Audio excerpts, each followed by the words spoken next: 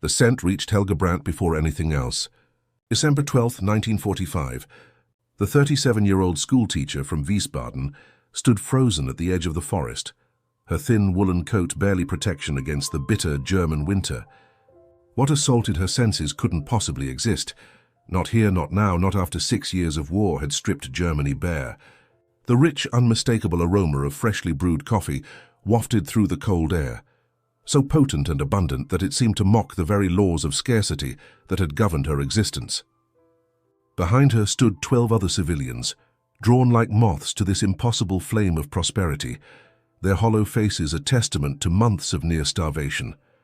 "It cannot be real coffee," whispered Carl Schmidt, a former municipal clerk whose body had shrunk inside clothes that once fit him properly.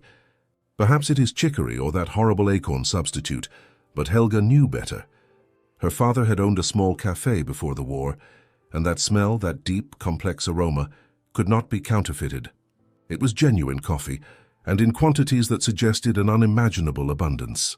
What Helga saw when she finally gathered the courage to approach the American encampment defied 12 years of Nazi indoctrination about American materialism being a thin veneer covering a failing economic system.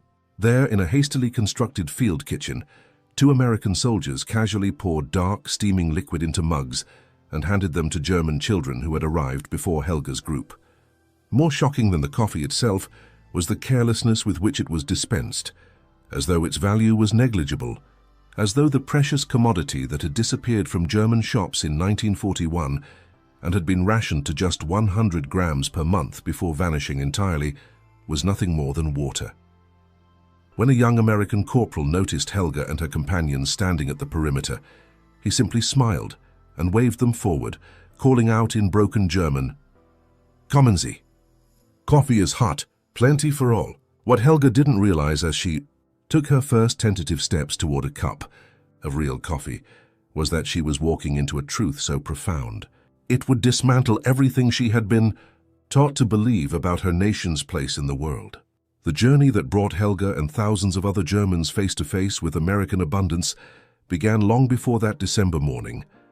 Since 1933, the Nazi propaganda machine had constructed an elaborate narrative about the superiority of German industry, the efficiency of the Reich's economic system, and the decadence and imminent collapse of American capitalism. Minister of Propaganda. Joseph Goebbels had masterfully crafted an image of the United States as a land of shallow excess built upon exploitation, a nation whose material wealth masked spiritual and moral bankruptcy. By 1944, as Allied bombing intensified and Germany's economic situation deteriorated, the propaganda only intensified. Germans were told that Americans were suffering far worse privations, that the US economy was crumbling under the strain of war production, and that Germany's wonder weapons would soon turn the tide. This narrative was particularly important as German civilians experienced increasingly severe rationing. By 1943, the average German civilian received just 1,800 calories daily on paper, and often less in reality. Coffee had become a distant memory, replaced by ersatz substitutes made from roasted grains, chicory or acorns.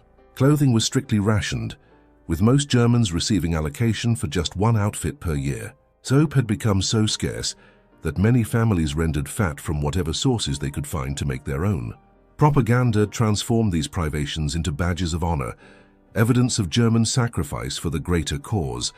Meanwhile, across the Atlantic, the American war machine was achieving production figures that would have seemed like statistical fantasy to anyone in the Reich's economic ministry. In 1944 alone, the United States produced 327,000 planes, more than Germany had built during the entire war. American factories churned out 88,000 tanks, while German factories struggled to produce 20,000 in the same year. More telling than these military statistics was the fact that civilian consumption in America had actually increased during the war years. While Germans wore wooden shoes due to leather shortages, the average American family bought 3 new pairs of leather shoes per person annually despite rationing. Coffee, rationed to £1 per person every 5 weeks in America, was still 40 times the German allotment before German coffee rations ceased entirely. The US Army reflected this industrial might in its logistical capacity. By 1945, each American division required 700 tons of supplies daily, a figure that would have strained the entire supply capacity of some German army groups. American soldiers received a daily ration of 4,500 calories, more than double what German civilians were allocated. This included fresh meat, eggs, butter, chocolate, and coffee. The American sweet tooth was so accommodated that each soldier received 40 pounds of candy annually as part of standard rations. Even more telling was what Americans wasted. Studies conducted after the war revealed that American field kitchens typically discarded about 30% of their food, an amount that could have fed millions of Europeans. The true scale of this disparity was largely hidden from the German population until the final months of the war. Even as Allied forces pushed into German territory, many civilians clung to the belief that Americans must be suffering equal or greater hardships. Wehrmacht soldiers returning from the front sometimes tried to describe the material superiority they had witnessed, but their accounts were often dismissed as defeatism or exaggeration. The full psychological impact would only come when Germans like Helga Brandt experienced American abundance firsthand. In the small clearing near Wiesbaden, Sergeant James Miller of the 394th Infantry Regiment didn't see himself as an ambassador of American prosperity. The 22-year-old from Nebraska was simply following orders to establish good relations with the local population and distribute excess supplies. The coffee he so casually poured for the astonished Germans represented no sacrifice to the American forces. His unit received more coffee each week than they could possibly consume, and Army regulations prohibited returning unused supplies up the supply chain. It was simpler to give it away than to dispose of it. I remember this schoolteacher lady just staring at her cup like it was filled with gold, Miller would later recall in a 1972 interview for the Veterans History Project. She asked me 3 times if she could really drink it all herself. When I told her she could have seconds if she wanted, she started crying. I didn't understand what the big deal was until our translator explained they hadn't had real coffee in years. Miller's coffee station was just the beginning of Helga Brandt's journey into the world of American abundance. Over the next several weeks, as occupation protocols relaxed and more Germans were permitted to interact with American forces, the revelations came in waves that progressively dismantled the worldview that had been carefully constructed by years of propaganda. 3 days after her first cup of American coffee, Helga returned to the encampment with a small notebook, determined to document what she was witnessing. She had been a methodical person before the war, keeping careful household accounts, and these habits reasserted themselves as she tried to make sense of what she was seeing. Her first entries reflected disbelief and suspicion. Perhaps these displays of plenty were staged to demoralize the German population. But as the evidence mounted, her notes took on a different tone. January 3rd, 1946, she wrote, "Today I watched as American soldiers received their rations. Each man was given 2 packs of cigarettes, 20 cigarettes per pack, 1 chocolate bar, a tin of meat, bread made from white flour, butter, jam, and a packet of coffee for personal use. This is one day's supplemental ration, beyond their meals. The cigarette allocation for 1 American soldier equals what Herr Weber, our local party official, received for an entire month last year, and he was prioritized due to his position." Helga wasn't alone in her observations. Throughout occupied Germany, civilians were experiencing similar revelations. Friedrich Kellner, a mid-level judicial inspector and secret anti-Nazi from Laubach, had maintained a diary throughout the war, documenting what he recognized as propaganda lies. In February 1946, he wrote, "The Americans throw away more food in a day than our town receives in weekly rations.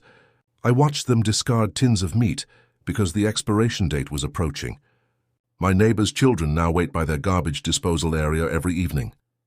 They eat better from American trash than they did from official German rations." The material superiority extended far beyond food. As occupation protocols established more formal aid programs, Germans encountered American medical supplies, construction materials, clothing, and machinery, all in quantities that seemed impossible, given what they had been told about America's productive capacity. Wilhelm Hoffmann, a former factory manager from Frankfurt, was permitted to tour an American field supply depot in March 1946. His technical background gave him a unique perspective on what he witnessed. The Americans had standardized everything. He later wrote in his memoir, From Ruins to Revelation. Every vehicle used the same filters, the same spark plugs, the same tires. They showed me a supply tent with replacements parts, organized in perfect rows. I asked how they managed the supply chain so efficiently, and the officer looked confused by my question. He simply said, "We make so many of each part that we never run out." This approach would have been considered insanely wasteful in our German factories, where we had to account for every gram of material. But their waste was their strength. They never slowed down for lack of a component. The American occupation forces weren't trying to impress the German population. In fact, many American commanders were concerned about the psychological impact that such displays of abundance might have. Major General Lucius Clay, deputy military governor of the American occupation zone, wrote to the War Department in April 1946, expressing concern that the contrast between American plenty and German privation is creating an unhealthy atmosphere of dependency and resentment. He requested that soldiers be more discreet in their consumption habits. But such discretion proved impossible to enforce. The abundance was structural, not decorative. For Helga Brandt, the most revealing moment came not from displays of military might, but from a conversation with a young American lieutenant named Robert Anderson. While supervising the distribution of food aid to her school, Anderson mentioned casually that his wife had written to complain about coffee rationing back home. "I asked him what the ration was," Helga recorded in her notebook, and he said civilians were limited to 1 pound of coffee every 5 weeks during the worst period. 1 pound! That's 454 grams, nearly 5 times what our yearly ration had been before coffee disappeared entirely. When I told him this, he seemed genuinely shocked. "No wonder you folks lined up for our coffee," he said. This American considered their generous coffee ration to be a terrible hardship. What would he think of our acorn brew? The revelation of American abundance unfolded in stages for most Germans, moving from disbelief to reluctant acceptance to profound reassessment of everything they had been told. Carl Schmidt, the municipal clerk who had accompanied Helga to the American camp, kept a detailed diary of his own transformation. His entry from February 18, 1946, reveals the psychological struggle. "I find myself angry not at the Americans with their casual wealth, but at our own leaders who told us we were winning while we starved. Did they not know what we were facing? The Americans have shown me photographs of their factories, not propaganda, but technical journals from 1943 that were never intended for German eyes. A single Ford plant produced more vehicles in a month than our entire nation did in 1944. How could anyone have believed we could win against this?" The American occupation forces included specialists from the Strategic Bombing Survey, tasked with assessing the impact of Allied bombing on German industry. These teams often hired German technical experts to assist with their evaluations, inadvertently creating another channel for Germans to learn about American industrial capacity. Dr. Ernst Weber, a chemical engineer who had worked at the IG Farben plant in Ludwigshafen, was employed by one such team. His scientific training made him particularly attuned to numerical disparities. "The Americans showed me production figures for synthetic rubber," he wrote to a colleague in June 1946. In 1944, while our entire nation struggled to produce 40,000 tons, a single American facility, the one in Louisville, Kentucky, produced 75,000 tons. This is not a difference of efficiency or method. It is a difference of scale that renders comparison meaningless. It would be like comparing a garden pond to the Atlantic Ocean. The American occupation forces weren't merely demonstrating their material superiority through consumption. They were actively rebuilding German infrastructure with a speed that seemed miraculous to the local population. The contrast between Germany's wartime construction struggles and American engineering capabilities became another source of cognitive dissonance. In 1944, the entire German Reich had been unable to rebuild bomb-damaged rail lines fast enough to maintain efficient transportation networks. By comparison, American engineer battalions could construct a functional railway bridge in less than 48 hours. Walter Kruger, a civil engineer from Hamburg, watched American forces rebuild a bombed bridge over the Elbe River in early 1946. They did in 5 days what would have taken us 2 months in 1944, and that with better materials than we ever had, he noted in his professional journal. Most shocking was not the speed, but the casualness. The American colonel in charge seemed apologetic that it took so long, explaining they had prioritized other projects. I didn't have the heart to tell him that his slow work would have been celebrated as a miracle in the Reich. The impact of these revelations extended beyond material assessments into deeper questions about the entire Nazi worldview. For many Germans who had accepted the regime's racial theories and claims of German superiority, the evidence of American productive capacity raised uncomfortable questions. If the supposedly mongrelized American population could achieve such industrial feats, what did that say about Nazi racial ideology? If capitalism could produce such abundance while German central planning led to scarcity, what did that suggest about economic theory? These questions weren't addressed explicitly in most diaries and letters from the period, but they lurked beneath the surface of many accounts. For some Germans, the revelations came through direct employment by American forces. By mid-1946, the U.S. Army employed more than 50,000 German civilians in various support roles. These employees received rations, cigarettes, and access to PX, post-exchange facilities, that sold American consumer goods. The contrast between their living standards and those of other Germans created a visible demonstration of American abundance. Marlene Fischer, who worked as a secretary for the American military government in Munich, described the transformation in a letter to her sister. "I received my first week's pay today, not just money, but a supplement package with cigarettes, coffee, chocolate, and canned meat. These items alone are worth more on the black market than my entire monthly salary under the Reich. The Americans seem embarrassed by how excited we get over these ordinary things. My supervisor, Captain Reynolds, apologized that the coffee wasn't fresh ground, as if I would complain about having real coffee at all. I've gained 3 kilos since starting this job 1 month ago. When I showed Mother my ration card, she wept. The abundance of cigarettes in American hands created one of the most visible demonstrations of the disparity between the two economies. By mid-1946, cigarettes had become a de facto currency in occupied Germany, with a single American cigarette worth approximately 1 Reichsmark on the black market. American soldiers received cartons as part of their regular rations and could purchase more at PX facilities for prices that seemed absurdly low to Germans. A single carton of Lucky Strikes purchased for 50 cents at an American PX could be traded for goods worth hundreds of marks on the German black market. Hermann Schröder, a banker from Heidelberg, noted this phenomenon with professional interest. "We have arrived at the peculiar situation where the American army has inadvertently created a currency more stable and valuable than our own Reichsmark. The cigarette maintains consistent value because the supply is predictable. Every American soldier receives his allotment regardless of broader economic conditions. A monetary system backed by the reliable production of American tobacco companies. The Reich spent years trying to establish economic dominance in Europe through complex financial instruments. And now we measure wealth in Lucky Strikes. The scale of American medical supplies created another stark contrast. German hospitals had been operating with severe shortages since 1943. Reusing bandages and rationing medications, American field hospitals arrived with seemingly unlimited supplies of antibiotics, plasma, surgical equipment, and even specialized medications.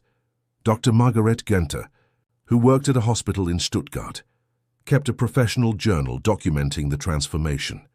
March 3, 1946, she wrote, "The American medical officer visited our hospital today with what he called a small donation of surplus supplies. They delivered 3 trucks full of materials.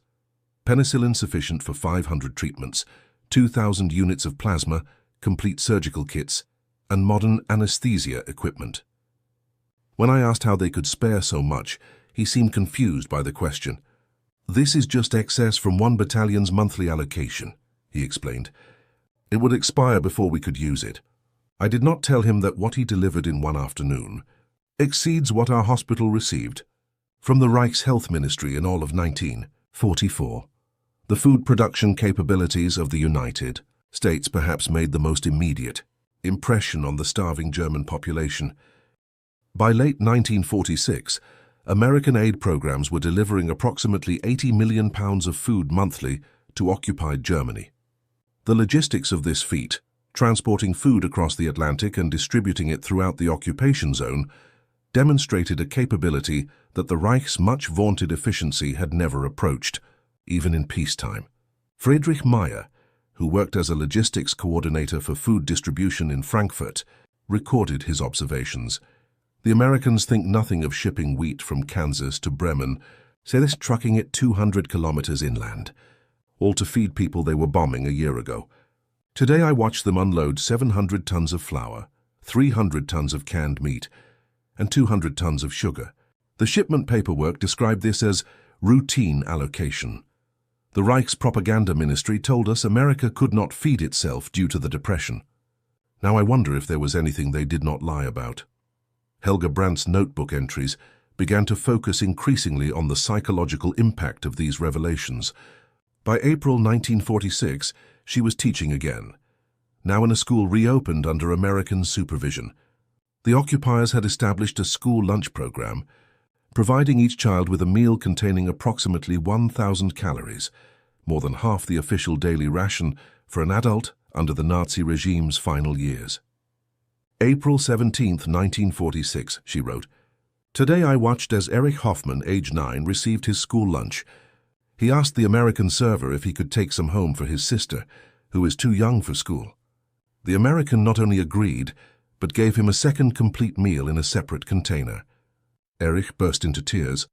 Later, he told me that his father, a devoted party member, had told him Americans would let German children starve. "My father was wrong about everything," he said with a child's terrible simplicity.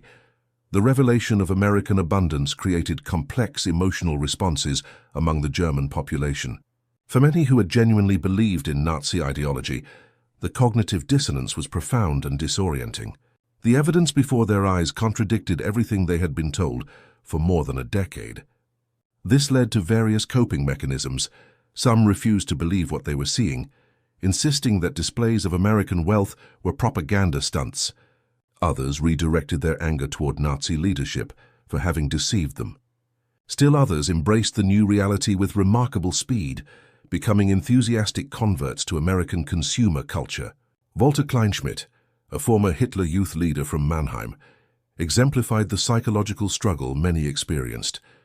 In a letter to his imprisoned brother dated July 19, 1946, he wrote, "I don't know what to believe anymore. For 10 years they told us we were building the strongest economy in the world. We accepted sacrifices because we believed in the greater goal. Now I see that a single American state, California, produced more in 1944 than our entire Reich. It makes me question everything. If they lied about this, what else was false? Did we sacrifice and suffer for nothing but the vanity of madmen?" By late 1946, the pattern of revelation had been repeated throughout occupied Germany. As restrictions on civilian movement eased, Germans witnessed American abundance in PX stores, military bases, civilian administration centers, and aid distribution points. The accumulated evidence made denial increasingly difficult. Even those who had been most dedicated to Nazi ideology found their beliefs difficult to maintain in the face of material reality. The abundance of American medical care created particularly powerful impressions. Dr. Klaus Weber, a physician in Munich, recorded his observations of an American field hospital. They changed surgical gloves between each patient. In the Reich's hospitals, we were washing and sterilizing gloves until they fell apart. Their morphine supplies seem unlimited. Every patient in pain receives adequate medication. They have antibiotics for even minor infections. But most shocking is their blood supply. In 1944, we had to choose which patients would receive our limited plasma. The Americans transfuse at the slightest indication. When I asked their chief surgeon about conservation protocols, he seemed confused. "We get more than we can use each week," he said. Sometimes we have to discard expired units. The casual waste of what we considered precious beyond measure, this, more than any propaganda, reveals the true disparity between our nations. The industrial capacity revealed by American occupation forces extended beyond consumer goods into infrastructure and construction. The speed with which Americans could rebuild roads, bridges, and utilities seemed miraculous to Germans, who had struggled with material shortages throughout the war. Engineer Carl Schmidt, who was employed by the occupation authorities to assist with reconstruction in Heidelberg, kept detailed notes comparing American and German capabilities. October 12, 1946, he wrote, "Today I watched as an American engineer battalion repaired a section of highway damaged by flooding. They completed in 7 hours what would have taken our most efficient crews at least 4 days." When I asked the American captain about this efficiency, his answer was revealing. "We don't innovate or improvise unless absolutely necessary. We have standardized procedures and materials that work, and we have enough equipment that no one ever has to wait for a machine to become available." This is the opposite of what we were taught. We prided ourselves on German ingenuity and adaptation to scarcity. But their abundance eliminates the need for our kind of efficiency. The contrast extended to personal equipment as well. Wehrmacht veterans who encountered American soldiers were often struck by the quality and quantity of individual gear. Wilhelm Braun, who had served as a supply officer in the 12th Infantry Division, wrote in his memoir, "Each American private had better equipment than our company commanders. Their boots were uniform leather, no substitute materials. Their uniforms were standardized, not the hodgepodge our men wore by 1944. Most striking was their casualness about replacement. A torn jacket was discarded, not mended. A damaged helmet was immediately exchanged for a new one. They had supply depots with thousands of duplicate items. We had been told America's production was smoke and mirrors, but no one could fake warehouses full of equipment. Perhaps the most powerful evidence came in the form of the American soldiers themselves. The physical condition of these troops, well-fed, well-equipped, and healthy, contrasted sharply with the increasingly desperate state of German forces in the war's final years. Dr. Margarete Gwenter noted this in her medical journal. The average American soldier weighs approximately 75 kilograms and stands 178 centimeters tall. Our German men of the same age cohort now average 63 kilograms due to years of rationing. American dental health is particularly striking. Their military dentists provide care equivalent to what only our highest officials received. Physical development shows the long-term effects of superior nutrition. This is not a difference of months or years, but of an entire generation raised with abundance. By early 1947, the psychological impact of American abundance had created visible transformations throughout the American occupation zone. The most obvious was physical. Germans employed by Americans or receiving regular aid rations had begun to regain weight. Children in schools with American lunch programs showed improved attention spans and academic performance. But the mental transformations were equally profound. Helga Brandt's notebooks from this period document her evolving worldview. February 7, 1947. I find myself rethinking everything I thought I knew about economics and politics. If a democratic capitalist system can produce such abundance that its soldiers casually waste what we consider precious, then perhaps everything we were taught was wrong. Lieutenant Peterson showed me a mail-order catalogue from something called Sears Roebuck today. It contained 87 different models of women's shoes, more variety than I've seen in all of Germany since 1940. He told me ordinary workers could order from this catalogue. I don't know whether to laugh or cry at how thoroughly we were deceived. The American occupation authorities began to recognize the propaganda value of their material abundance. In 1947, the Information Control Division of the Office of Military Government for Germany, OMGUS, developed programs specifically designed to expose Germans to American consumer culture. They distributed magazines, sponsored film screenings, and created exhibits demonstrating American household technologies. But many occupation officials noted that such formal propaganda was almost superfluous. The day-to-day reality of American material superiority was more convincing than any orchestrated display. Colonel John Williams, who served in the OMGUS Information Control Division, wrote in his official report for April 1947, "Our most effective propaganda is not what we say but what we casually are." A German who has believed for years that Americans are materialistic, but impoverished sees a GI toss away a half-smoked cigarette and experiences a more profound reorientation than any film or lecture could provide. We should focus less on telling Germans about America and more on simply allowing them to observe Americans. The economic impact of this revelation extended beyond psychological adjustment. Many Germans began to reassess their professional futures based on what they had witnessed. Engineers, scientists, and technicians who had seen American technology sought employment with American companies or opportunities to emigrate. By 1948, when the Marshall Plan formalized American economic aid to Western Europe, many German industries were actively seeking to adopt American production methods and business practices. Werner Fischer, who had managed a precision tool factory in Stuttgart, wrote to an American occupation official in August 1947, "What impresses me most is not just the scale of American industry, but its philosophy. You mass produce to a standard that we would consider luxury quality. Your average is our exceptional. I have completely reconsidered how our factory should operate. We cannot compete on volume, but perhaps we can learn from your standardization and quality control methods." The past 2 years have been a continuous education in how wrong our previous assumptions were. For many Germans, American abundance created a sense of betrayal regarding their own leadership. They had endured years of sacrifice and hardship under the assurance that such measures were necessary and that Americans were suffering equal or greater privations. The discovery that this was untrue, that their sacrifices had been based on lies, created lasting resentment that would influence German politics for decades. Otto Braun, a former civil servant from Cologne, expressed this sentiment in a letter to his son dated November 19, 1947. The crime of the Nazi leadership was not just what they did to others, but what they did to us.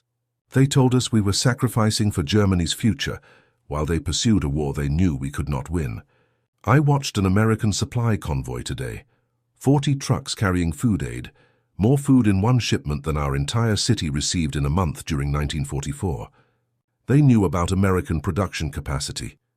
They must have known, yet they continued to tell us victory was possible. They sacrificed millions for their pride. Helga Brandt's school became a focal point for American aid efforts by mid-1947. The school lunch program had expanded to include take-home rations for families. American education officials had supplied textbooks, writing materials, and even basic clothing for students in need. The physical transformation of her pupils was remarkable. Children who had been underweight and lethargic now had energy and focus.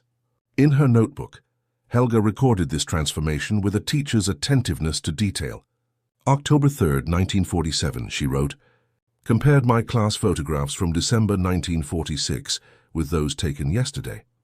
The difference is stark. Last winter the children were gaunt, with the distended bellies of malnutrition. Their skin was pale, and many had the scaling around their mouths that indicates vitamin deficiency. In yesterday's photographs, they look like normal children again. They have gained weight, their complexions are healthier, and they have energy for games during break time. American abundance has literally transformed their bodies in less than a year." The medical evidence of American material superiority was particularly difficult to ignore. German doctors who worked alongside American medical units documented the differences in a professional capacity. Dr. Hans Müller, who served on a joint German-American medical board in Berlin, kept detailed records comparing recovery rates for similar procedures. "The disparity cannot be explained by skill or technique," he wrote in a report dated January 1948.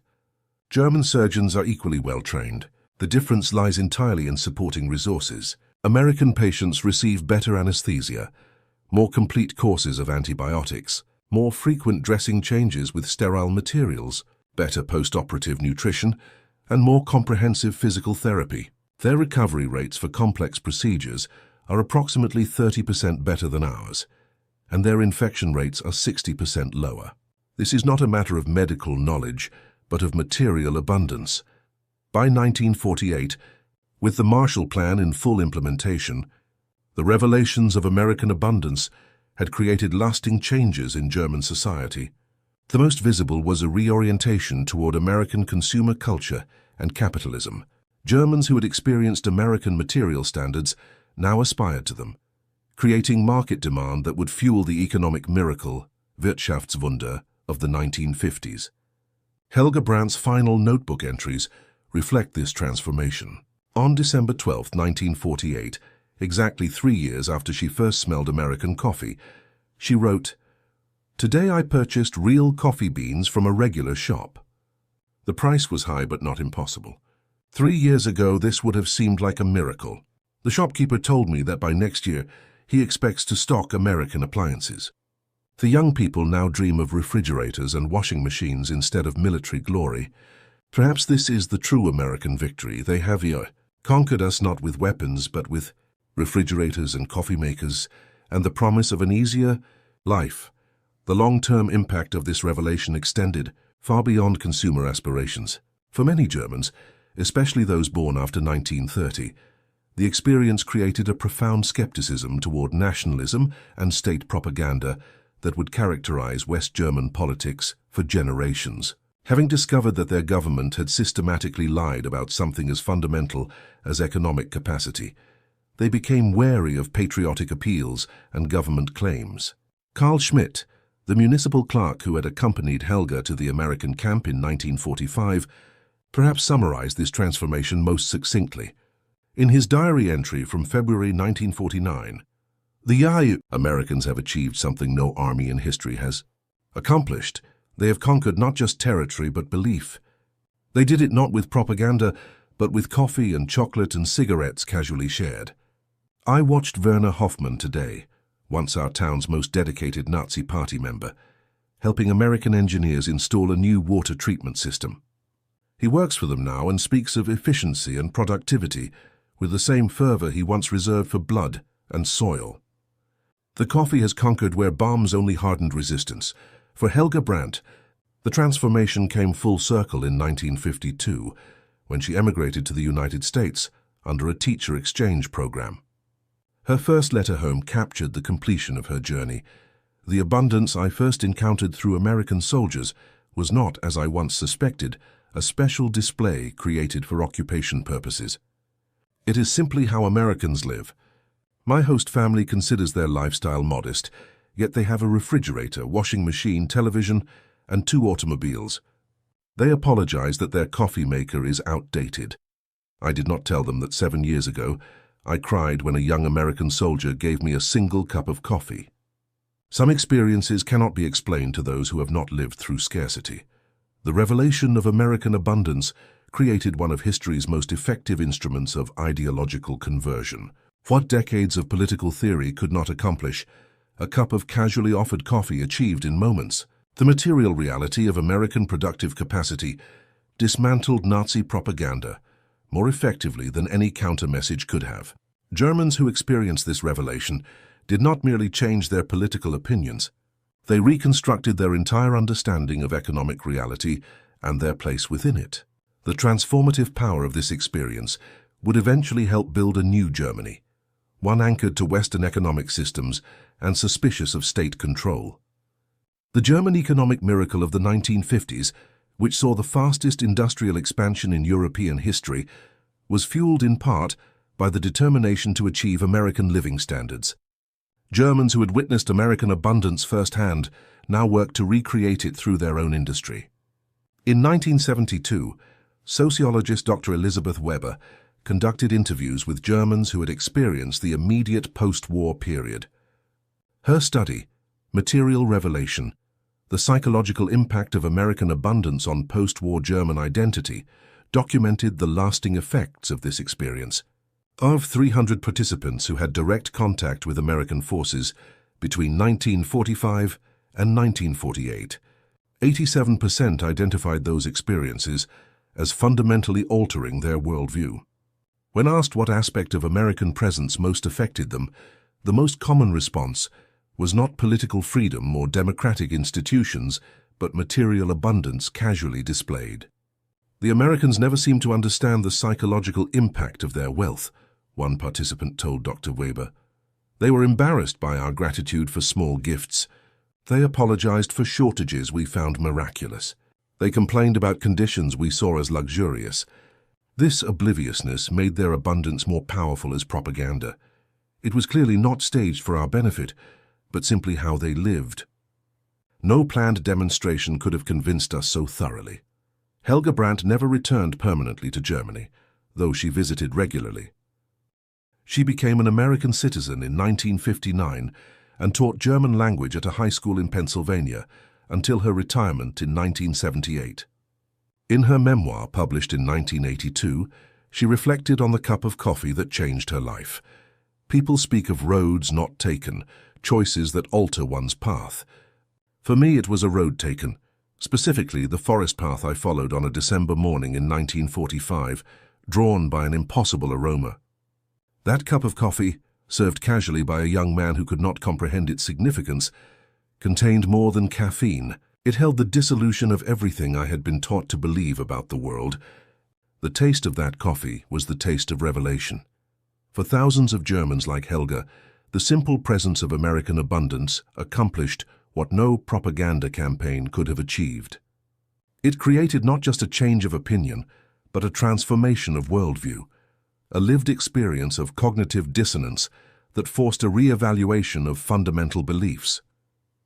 The magnitude of this transformation became evident in a survey conducted by American occupation authorities in October 1948. When asked what had most surprised them about Americans, 67% of German respondents mentioned material abundance rather than political or cultural factors. Among those who had direct employment with American forces, this figure rose to 82%. More telling was a follow-up question about how this experience had changed their view of the Nazi regime. 73% indicated that witnessing American material standards had made them more critical or completely disillusioned with their former leadership. Wilhelm Hoffmann, the factory manager from Frankfurt who had toured American supply depots, later became a consultant for German companies adopting American production methods. In a 1954 interview with Der Spiegel, he explained, "The Americans defeated us twice, once militarily and once economically. The military defeat we could attribute to numbers, to the combined might of the Allies. But the economic revelation was more devastating because it exposed a fundamental lie at the heart of the Reich. We had been told we were the most efficient, most productive nation on earth. The truth was that a single American state outproduced our entire nation. This was not a failure of German effort. Our people worked incredibly hard. It was a failure of the entire centralized economic system and the ideology behind it." The coffee that Helga Brandt first encountered in December 1945 became symbolic of this larger revelation. By 1950, coffee consumption had become a status symbol in West Germany, associated with the economic recovery and Western orientation. Coffee shops modeled after American establishments opened in major cities. The Kaffeeklatsch tradition, which had nearly disappeared during the war years, returned with new prominence as a symbol of prosperity and normalcy. Dr. Martin Weber, an economist who studied the West German recovery, noted this phenomenon in his 1957 analysis. Coffee consumption serves as both economic indicator and cultural signifier in post-war Germany. Per capita consumption has risen from near zero in 1945 to one-third of American levels by 1957. More significant than the statistics is the meaning attached to coffee. It represents not just a return to pre-war comforts, but aspiration toward American living standards. A German household offering real coffee to guests in 1957 is making a statement about economic recovery and Western identity. The transformative power of American abundance extended beyond consumer goods into institutional structures. Germans who had witnessed American logistical capabilities often became advocates for adopting American organizational methods.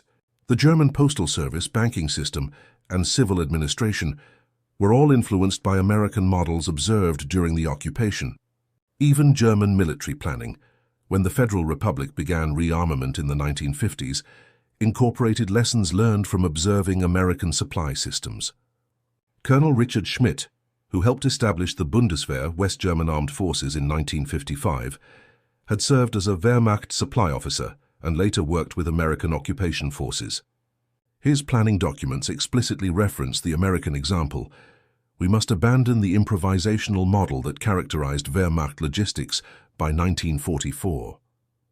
The American system of standardization, redundancy, and abundant reserves proved superior, not because of greater resources alone, but because it created reliability. A military unit that can count on regular, adequate supply functions more effectively than one that must constantly adapt to shortages. For German civilians who had experienced the revelation of American abundance, the Marshall Plan represented not just economic aid, but validation of their new worldview. The program, which provided $13 billion in economic assistance to Western Europe between 1948 and 1952, was explicitly designed to rebuild European economies along American lines. For many Germans, participation in this program symbolized their redirection toward a future modeled on American prosperity rather than nationalist autarky. Friedrich Meyer, who had witnessed American food distribution in Frankfurt, became an administrator for Marshall Plan projects in Hesse. In his memoir, published in 1967, he reflected on this transition. The Americans understood something profound about human nature that our previous leadership missed. Material comfort is not merely decadence, as we had been taught, but the foundation upon which other achievements rest. By helping us rebuild our economy along their model, they accomplished what no military occupation could. They made us willing partners, rather than resentful subjects. The coffee and cigarettes of 1945 were the advance guard of a more comprehensive transformation. The profound impact of this economic revelation has been largely overshadowed in historical accounts by political and military narratives.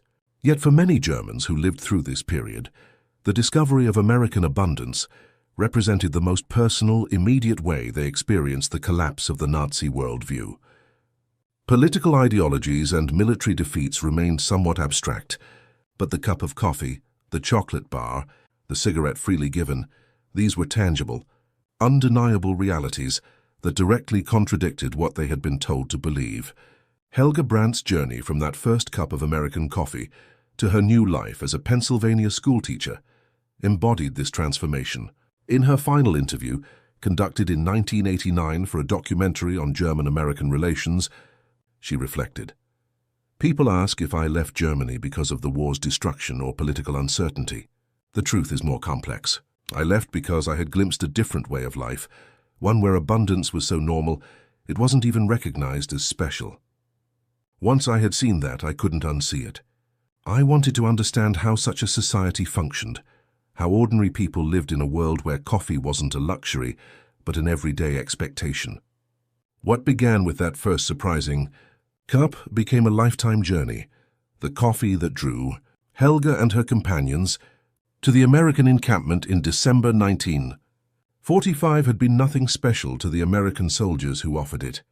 Sergeant James Miller, who poured those first cups, later recalled being confused by the emotional responses he witnessed. "It was just coffee," he said in his Veterans History Project interview. "We had more than we could drink.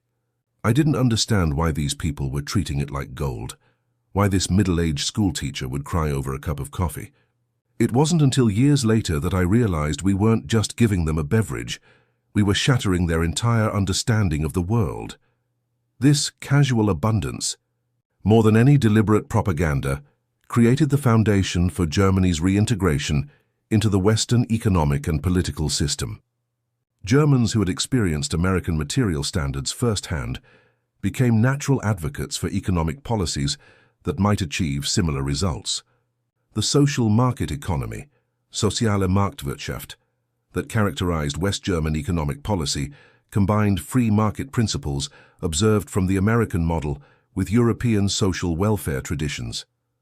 This hybrid approach, developed by economists like Ludwig Erhard, who had witnessed both systems, would fuel the German economic miracle of the 1950s and 60s. By 1960, West Germany had achieved a standard of living that would have seemed impossible to Helga Brandt and her companions as they stood at the edge of the forest in December 1945. Coffee was no longer a luxury but an everyday commodity. Household appliances, automobiles, and consumer electronics had become widely available. The physical transformation of the country, from the rubble of defeat to modern prosperity, was frequently described as miraculous. Yet this miracle had its roots in that moment of revelation, when Germans discovered that what they had been told about American economic weakness was fundamentally untrue. The generational impact of this experience created lasting cultural effects. Germans who had lived through the war and subsequent revelation developed a characteristic skepticism toward grandiose political claims and a pragmatic focus on material improvement. Their children, raised in the emerging prosperity of the 1950s, inherited this orientation without the traumatic experience that produced it. By the 1960s, West German youth took material abundance for granted in a way their parents never could. The coffee that had once reduced Helga Brandt to tears was now unremarkable background to their daily lives. Dr. Elizabeth Weber's sociological study included interviews with the children of her original participants. She found that these second-generation subjects had absorbed their parents' economic values without fully understanding their origins.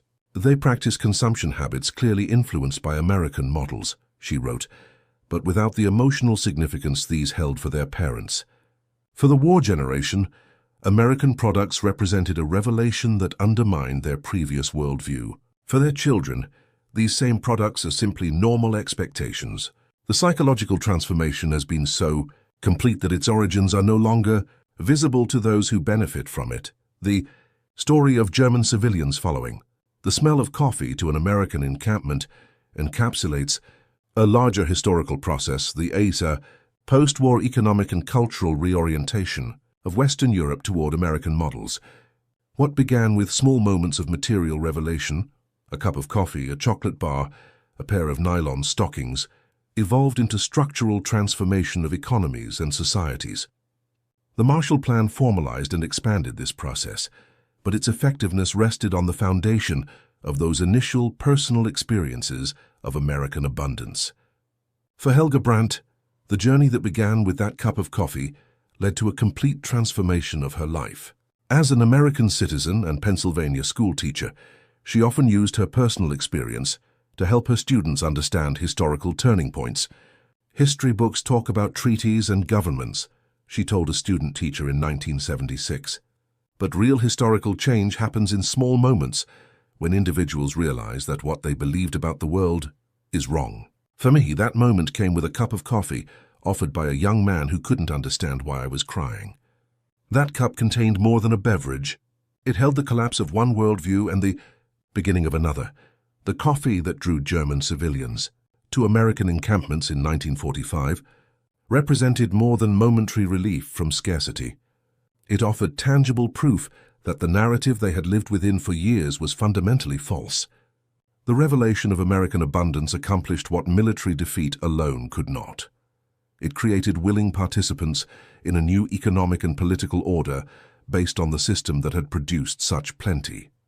What began with the smell of coffee wafting through a winter forest culminated in one of history's most successful examples of post-conflict reconstruction and reorientation. In the collective memory of those who experienced it, this material revelation often overshadowed more abstract political transformations. When interviewed decades later, many Germans who lived through the immediate post-war period mentioned food, cigarettes, coffee, and chocolate as their most vivid memories of American presence. These seemingly mundane items carried extraordinary significance because they directly contradicted years of carefully constructed propaganda. Each cup of casually offered coffee represented not just momentary satisfaction, but a crack in the foundation of everything they had been taught to believe. The powerful psychological impact of this revelation helps explain the remarkably successful reintegration of West Germany into the Western economic and political system. Unlike the aftermath of the First World War, when many Germans remained convinced they had been unjustly defeated by an enemy no stronger than themselves, the post-1945 experience left little room for such myths. The material evidence of American superiority was too widespread, too personal, and too undeniable to be explained away. Germans who had seen American abundance firsthand became inoculated against nationalist narratives that might have otherwise taken root during the difficult Reconstruction years. This transformation extended beyond Germany, though perhaps nowhere was its impact so profound. Throughout Western Europe, American material standards created a powerful counterpoint to Soviet communist models during the emerging Cold War. The Marshall Plan deliberately emphasized consumer goods alongside industrial reconstruction, understanding the psychological impact of material abundance on populations that had experienced years of scarcity. A Europe rebuilt along American economic lines would naturally resist Soviet influence, not primarily through military deterrence, but through the daily experience of superior living standards. Helga Brandt's final public statement came in 1991, shortly after German reunification. Asked by a journalist about her thoughts on this historic moment, she reflected on her journey from that first cup of coffee. The wall fell for many reasons: political, economic, strategic. But underlying all these was a basic human desire for the kind of life visible on the other side.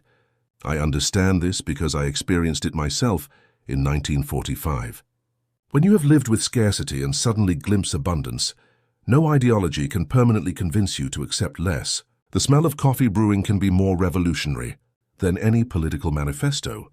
The transformation that began with German civilians following the scent of coffee to American encampments created ripples that extended far beyond personal experiences of abundance. It helped shape the economic recovery that would make West Germany a democratic bulwark during the Cold War. It influenced German political culture, creating a characteristic skepticism toward ideological extremes and preference for pragmatic policies that delivered material benefits. It established patterns of transatlantic economic and cultural exchange that would define the post-war Western alliance. What makes this story particularly significant is that none of it was planned as propaganda. The American soldiers who casually offered coffee to astonish Germans were not executing a psychological operation, but simply sharing their ordinary rations. The impact came precisely because the abundance was authentic rather than staged. It represented the genuine disparity between American production capacity and German scarcity. No deliberate demonstration could have achieved the same effect as this unintentional revelation. For Helga Brandt and countless others like her, the journey that began with the smell of coffee became a transformation not just of circumstances, but of fundamental beliefs about how the world functioned. The cup that seemed miraculous in December 1945 eventually became unremarkable daily reality, but the revelation it contained, that scarcity was not inevitable, that abundance was possible, that what they had been told about economic systems was fundamentally untrue, changed not just individual lives, but the direction of post-war European history. The aroma of American coffee, wafting through a German winter forest in 1945, carried more than the promise of momentary warmth and pleasure. It contained an invitation to reimagine what was possible, to question what had been presented as inevitable, and to glimpse a future defined not by nationalist sacrifice, but by widespread prosperity. For those who followed that scent to its source, nothing would ever be the same again.